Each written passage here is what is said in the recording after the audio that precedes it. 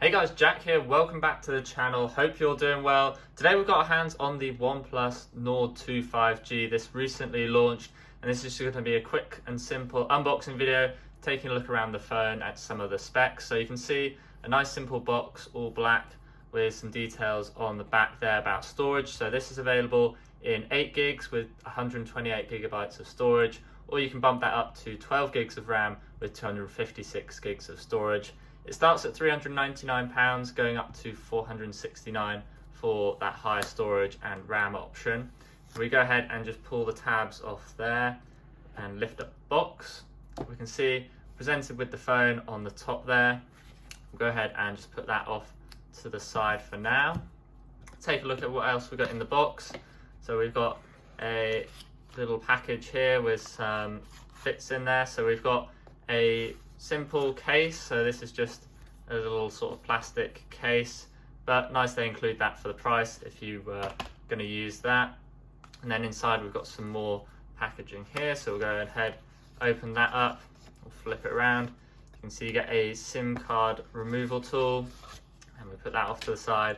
You get a little welcome pack there from the team, a quick start guide and some safety information. We'll go ahead and put that off to the side as well. Inside the box we do get a charger, so we get the Warp Charge 65, so that's 65 watts of charging, which will be super fast when charging the 4500 milliamp hour battery. And then you get a USB to Type-C cable there in the classic OnePlus red color. And that's all you get in the box. So nice and simple, but it's good you still get the charger. Here's the phone, so you can see it's got some details about the fingerprint down here at the bottom. If we flip it over, some more details about the SIM tray, the NFC there. So we'll go ahead and peel off this protective layer now.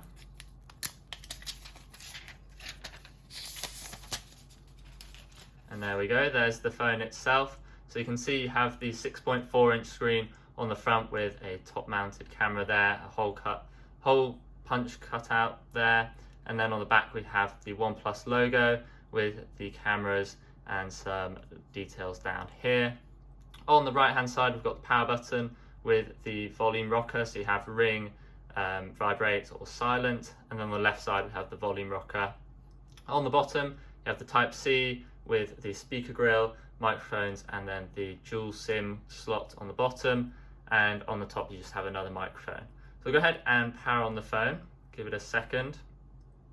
So this is now running the MediaTek Dimensity 1200 AI processor as opposed to the Snapdragon, which OnePlus usually use, but it is, I hear, pretty fast and is much cheaper for OnePlus. So for £400 you're getting a lot more performance compared to the previous OnePlus Nord, and with that 8 gigs of RAM it should be running plenty fast, and along with that 4500 milliamp hour battery life should be pretty good.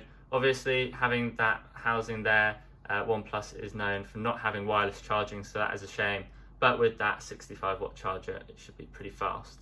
We've got the setup now, so I'm going to go ahead and set it up in another video. There's a link in the top right there if you want to watch that, but we'll come back once it's all set up.